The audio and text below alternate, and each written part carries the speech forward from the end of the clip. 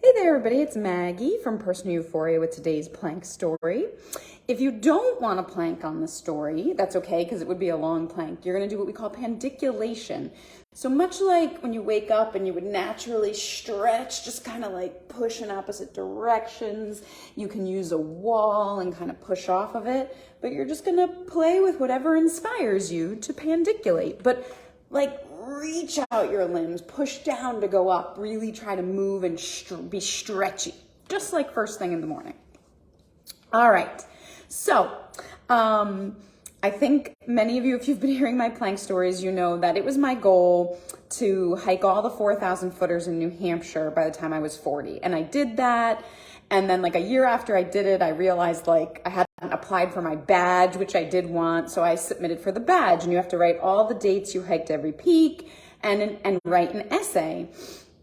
And the AMC actually goes through this. They looked at my dates, they questioned things, right? So someone very detailed went through it. They put in a lot of effort.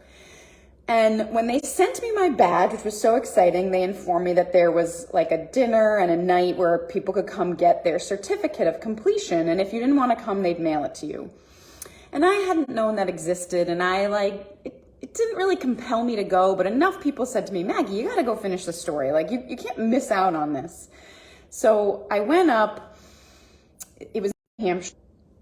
Oh, we just got disconnected. I think we're back. Only like 2.5 hours away.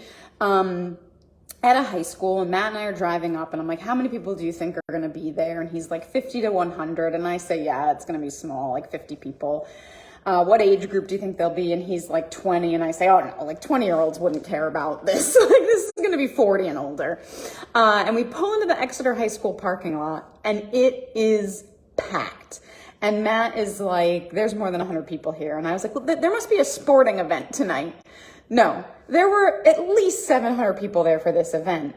And on the one hand, I want to say like what they put on was great. This group from the AMC put a ton of work into this event. I'm impressed with that.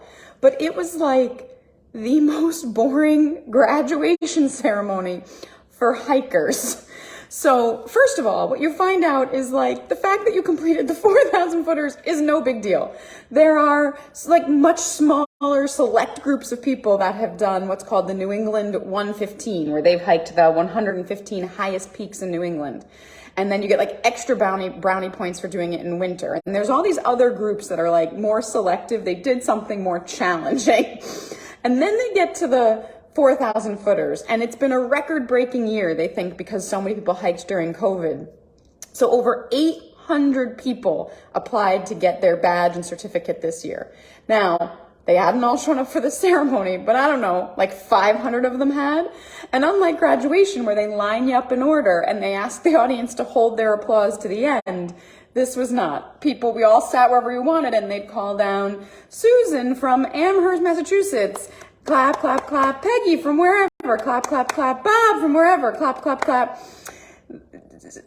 Sarah from wherever. Oh, Sarah's on crutches. Keep clapping. Sarah's still working her way down here because Sarah sat all the way in the back for some reason. I got 2,000 steps clapping for basically 2.5 hours straight. So I wouldn't need to do that again. Also, like when you want to feel good about yourself, 2 dogs got the award as well.